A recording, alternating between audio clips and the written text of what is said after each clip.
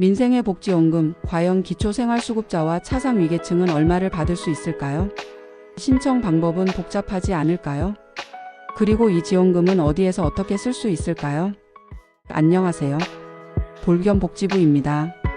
오늘은 2025년 6월 기준 가장 최신 정보로 민생의 복지연금의 신청 기준, 방법, 지급금액, 사용처 등 모든 내용을 실제 사례와 함께 자세하고 이해하기 쉽게 안내해 드리겠습니다. 요즘 경제가 많이 어려워지면서 민생의 복지연금에 대한 관심이 그 어느 때보다 높아졌습니다.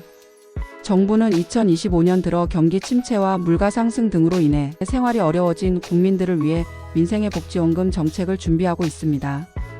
이번 지원금의 가장 큰 특징은 전 국민을 대상으로 하되 소득 수준에 따라 차등 지급한다는 점입니다.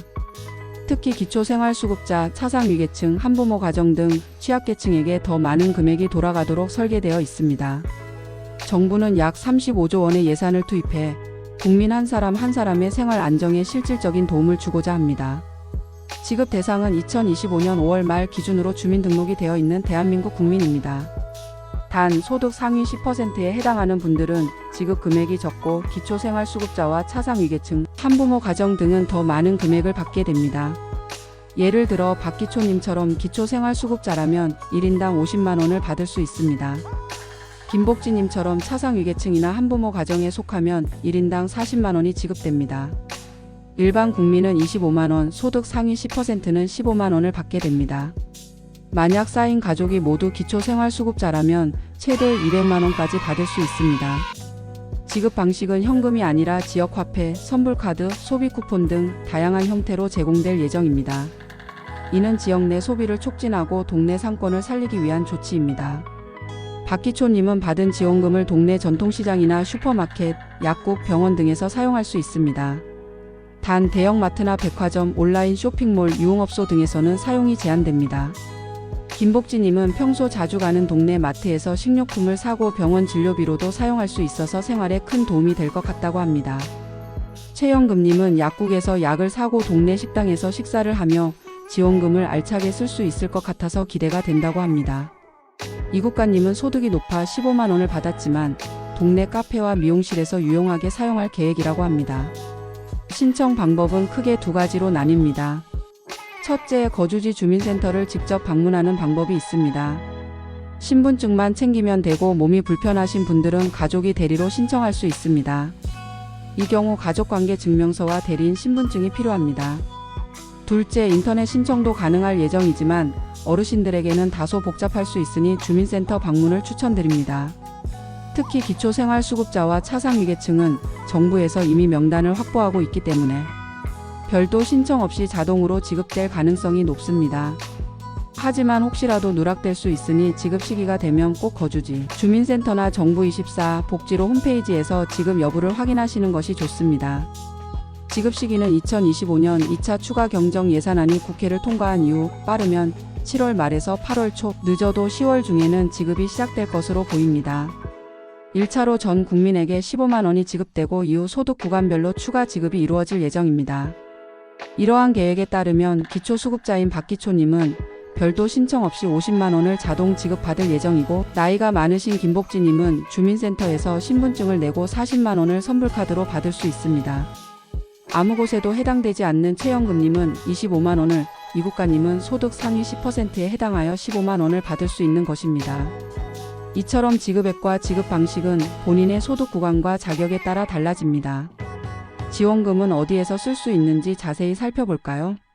위에서도 살펴보고 설명한 대로 대부분의 지역화폐와 선불카드는 동네 전통시장, 슈퍼마켓, 약국, 병원, 식당 등에서 사용할 수 있습니다.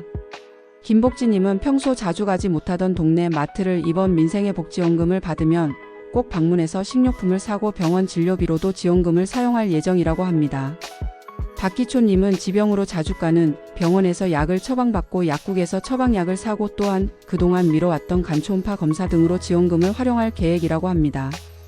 다만 이 지원금은 기존 코로나 지원금과 유사하게 대형마트나 백화점, 온라인 쇼핑몰, 유흥업소 등 일부 업종에서는 사용이 제한되니 사용 전에 꼭 확인하셔야 합니다.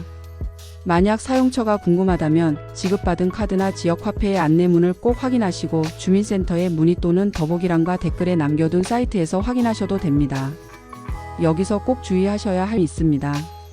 정부는 지원금 신청과 관련해 전화나 문자로 개인정보를 요구하지 않습니다. 만약 지원금 안내라며 수수료를 요구하거나 링크를 클릭하라고 하는 경우는 100% 사기입니다. 특히 어르신들은 이런 연락을 받으시면 바로 전화를 끊고 주민센터나 경찰서에 신고하시거나 가족에게 꼭 상의하시기 바랍니다. 실제로 최근 지원금 사기 사례가 늘고 있으니 주변에 시니어나 어르신이 계시다면 이런 부분도 꼭 알려드리면 좋겠습니다. 연금을 받고 계신 분들도 걱정하지 않으셔도 됩니다. 기초연금, 국민연금, 공무원연금 등 어떤 연금을 받고 있더라도 민생의복지연금은 중복으로 받을 수 있습니다. 이국가님처럼 소득이 높아도 일정 금액은 지급받을 수 있으니 지급 기준을 꼭 확인하시기 바랍니다. 혹시 본인이 받을 수 있는 자격이 되는지 혹은 어느 구간에 해당하는지가 궁금하다면 거주지 주민센터나 정부24 복지로 홈페이지 더보기란에 남겨둔 사이트를 통해 확인할 수 있습니다. 정리하자면 2025년 민생의 복지원금은 전 국민을 대상으로 하되 기초생활수급자와 차상위계층, 한부모 가정 등 취약계층에게 더 많은 금액이 돌아갑니다. 지급 방식은 지역화폐나 선불카드 등으로 제공되며 동네 상점, 병원, 약국 등에서 사용할 수 있습니다. 신청은 주민센터 방문이 가장 쉽고 일부는 자동 지급될 수 있습니다. 지급 시기와 사용처, 사기 주의사항까지 꼭 기억하셔서 박기초님, 김복지님, 최영금님, 이국가님처럼 빠짐없이 지원금을 받으시기 바랍니다. 주변에 이 내용 궁금해하시거나 모르시는 시니어나 어르신이 계시다면 이 정보를 꼭 전달해 주시고 신청이나 사용에 어려움이 있을 때는 함께 도와주시면 좋겠습니다. 앞으로도 정부 정책이 바뀔 수 있으니 공식 홈페이지와 주민센터 공지 그리고 보건복지부를 수시로 확인하시기 바랍니다. 여러분 모두에게 도움이 되는 민생의 복지원금 꼭 챙기시길 바랍니다. 그리고 혹시라도 궁금한 점이 남아 있다면 가까운 주민센터나 복지상담 창구 그리고 보건복지부에 문의하셔서 정확한 정보를 꼭 확인하시길 권해드립니다. 앞으로도 생활에 도움이 되는 다양한 정책 정보를 계속해서 최신 소식으로 안내해 드리겠습니다. 또한 실제로 현장에서 일하시는 복지 담당자분들도 지원금 지급과 관련해 많은 문의를 받고 있습니다. 박기초님처럼 혼자 거주하시는 분들은 주민센터에 문의해 지급 여부를 꼭 확인하셨고, 김복지님은 신청 과정에서 필요한 서류를 미리 챙겨 빠르게 지원금을 받을 수 있을 것입니다. 최영금님은 지원금 사용처를 꼼꼼히 확인해 사용할 때마다 불필요한 낭비 없이 알뜰하게 모든 지원금을 사용할 계획이십니다. 이국가님은 본인이 소득 상위 10%에 해당하는지 궁금해 정부24와 전문 블로그 등에서 직접 조회 및 확인해보며 꼼꼼히 준비하셨습니다. 이렇게 각자의 상황에 맞게 꼼꼼히 확인하고 준비하시는 것이 가장 중요합니다. 마지막으로 정부의 지원 정책은 매년 조금씩 변경될 수 있으니 정확한 정보는 공식 채널을 통해 확인하시고 주변 분들과도 꼭 공유해 주시기 바랍니다. 여러분 모두가 민생의 복지원금을 통해 조금이나마 생활의 여유를 느끼실 수 있기를 진심으로 바랍니다. 이번 영상이 도움되셨다면 구독과 좋아요 그리고 알림 설정 바랍니다. 지금까지 보건복지부였습니다. 감사합니다.